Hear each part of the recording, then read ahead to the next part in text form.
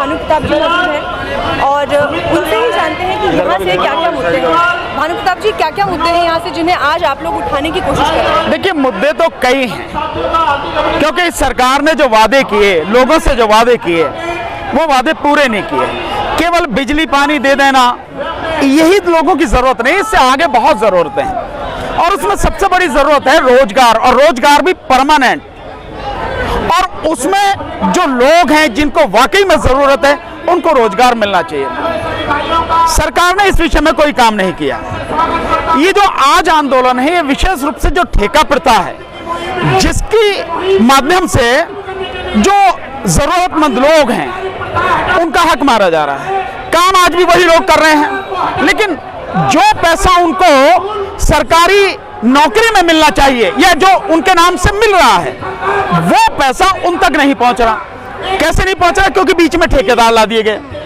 तो आज भी माने कि अगर 30,000 रुपए किसी एक कर्मचारी की या स्वीपर की या किसी की तनख्वाह है, तो सरकार से तो वही पैसा मिल रहा है, लेकिन वो पैसा जो उसको है कर्मचारी को, उसको नहीं मिल रहा। वो कहाँ जा रहा है? वो पैसा जो बीच में ठेकेदार है वो खा जा रहा है, यानी आधे से ज्यादा पैसा वो ठेकेदार खा रहा है। तो वो जो कर्मचारी है, जब काम वही कर रहा है, उसी के नाम से आ रहा है, तो पूरा का पूरा पैसा उसे क्यों नहीं मिलना चाहिए? इसलिए ये जो ठेके प्रथा है बीच में, जिसमें ठेकेदार और सरकार मिलकर जो बीच में दलाली कर रहे हैं, इसको हटाने के लिए ये सारा का सारा आंदोलन है। दूसरा, इस विषय में अगर देखें तो यहाँ आज जो पूरा आप ये आंदोलन जबरदस्त देख रहे हैं, ये एक तरह से पूरे बहुजन समाज का आंदोलन है, क्योंकि अधिकतर उन्हीं की जो है नौकरी खाई जा रही है, उन्हीं का हक मारा जा रहा है। इस केजरीवाल सरकार ने 23,000 करोड़ रुपए पिछले 5 साल जो इनका टर्म रहा, उसमें एससी सब प्लान के लिए एलोकेट किए, यानी 23,000 करोड़ रुपया उनके नाम से दिया, लेकिन लगा कितना? मात्र 3%। अब आप लगा लीजिए कि 3% कितना होता है, यानी कि लगभग 20,000 करोड़ रुपए का ये पता नहीं है कि वो कहां गया, और इस बात के जवाब देने को तैयार नहीं है। और ये जो इंफॉर्मेशन मैं आपको दे रहा हूं, ये इंफॉर्मेशन आरटीआई की है। इसी तरह से हर जगह उनका हक मारा जा रहा है। मतलब आप जो सरकार में आते हो तो उनके नाम से जो वोट लेके आते हो, उनके लिए काम करोगे, ये बातें कह के आते हो, पर जब सरकार में आ जाते हो तो काम तुम किसी और के लिए करते हो। इसीलिए ये सारे का सारा आंदोलन है। दूसरा, जो सफाई कर्मचारी हैं, सफाई कर्मचारी की सफाई करते समय मेन हॉल में या किसी वजह से डेथ होती है, और आप जानते हैं पूरे भारत में लगभग 500 मौत हर साल इस तरह की होती है। कौन सरकार उस पर क्या देख रही है? क्या कर रही है कौन सी सरकार? होना ये चाहिए कि केजरीवाल, अगर कहीं भी कोई भी किसी की मौत हो जाती है दुर्घटना में, या किसी सैनिक को शहीद हो जाता, फट से केजरीवाल जाते हैं। चाहे दिल्ली पुलिस का है सिपाही, उसकी डेथ हो जाए किसी वजह, केजरीवाल जाते हैं, 1 करोड़ का ऐलान करके आते हैं। फिर ये जो कर्मचारी हैं, इनको 1 करोड़ रुपए क्यों नहीं मिलते? तो हमारी मांग ये भी है कि इनको 1 करोड़ रुपए मिलने चाहिए। अगर किसी कर्मचारी की इस तरह से सर्विस करते समय मौत हो जाती है, उसे 1 करोड़ रुपए मुआवजा मिलना चाहिए। साथ में उसके परिवार के एक व्यक्ति को सरकारी नौकरी मिलनी चाहिए, और साथ में उसके परिवार की शिक्षा दीक्षा की सारी जिम्मेदारी सरकार की होनी चाहिए। तो इस तरह से कह के भानु प्रताप जी, दिल्ली मॉडल को लेके अरविंद केजरीवाल बाकी के राज्यों में जहां चुनाव है वहां वोट मांगने जा रहे हैं। इसीलिए तो आप सबके माध्यम से आपसे निवेदन ये है कि ये सारी चीजें अरविंद केजरीवाल की, जो पंजाब में जाके के बिजली पानी मुफ्त दे देंगे, यूपी में जाके हम ये कर देंगे, दिल्ली का मॉडल है, वो सारी चीजें आप लोगों को, जनता को दिखानी है। और ये प्रदर्शन देखिए कितना जबरदस्त, हजारों लोग यहाँ पर हैं। केजरीवाल की जो नीतियां हैं, कहना कुछ और करना कुछ, उसके खिलाफ हम सब लोग प्रदर्शन कर रहे हैं। ये सच्चाई दिखाइए कि ये आदमी केवल मोदी की ही तरह ये भी झूठ बोलने वाला आदमी है, और यू टर्न मारने में मोदी का भी बाप है।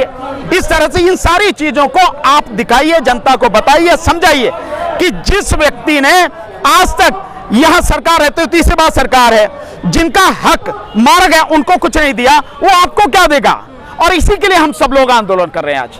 आपने मोदी जी की बात की, तो उनके दौरे उत्तर प्रदेश में एक के बाद एक लगातार धड़ाधड़ जारी है, आपने भी देखा होगा। और योगी आदित्यनाथ, क्योंकि सीएम की बात हो रही है, तो उत्तर प्रदेश के मुख्यमंत्री की अगर हम बात करें तो उनके जो ट्वीट आ रहे हैं आजकल, बड़े ही अलग तरीके के आ रहे हैं। बहुत ही भड़काऊ ट्वीट एक तरह से वो कर रहे हैं। कहते हैं कि राम मंदिर में जो भक्तों को मारा गया था, राम मंदिर भक्तों को, कार सेवकों को, क्या उन्हें आप माफ कर देंगे?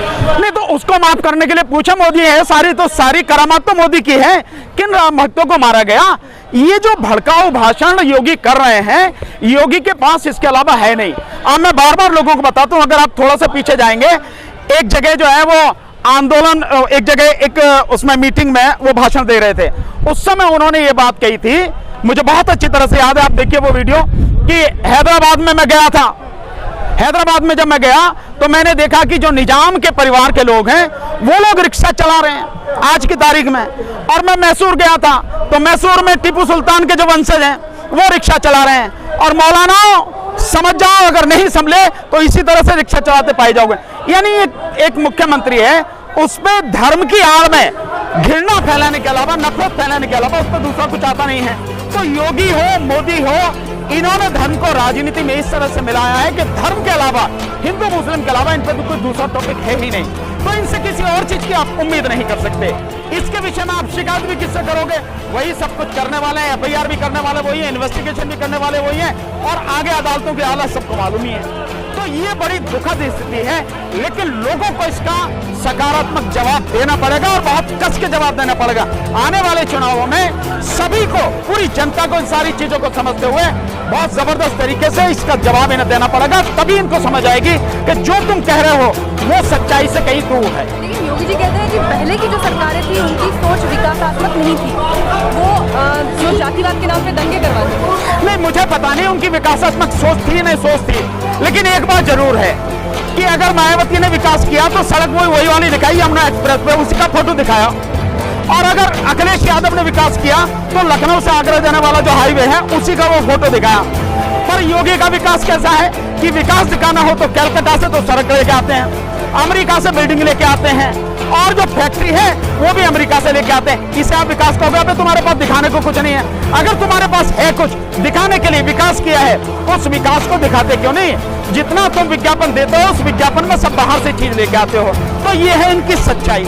अगर विकास किया होता तो वो दिखता है, नहीं तो दिखेगा भी नहीं। लेकिन उत्तर प्रदेश में सबसे ज्यादा मेडिकल कॉलेजेस की नींव पड़ चुकी है। ये नींव पड़ने से क्या होता है? आप बिल्डिंग खड़े करो, 5 साल में आप नींव डालोगे तो काम कितने साल में करोगे?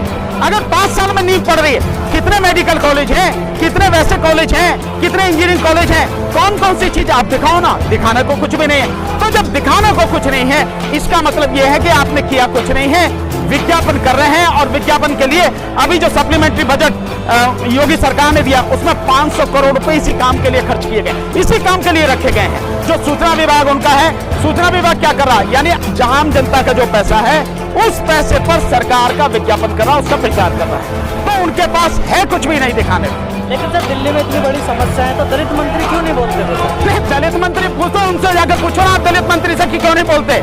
हम तो जनता है भाई, हम तो जनता की आवाज उठाते रहे हैं, उठाते रहेंगे, और आज भी उसी जनता की आवाज उठा रहे हैं, उसके साथ में खड़े हैं।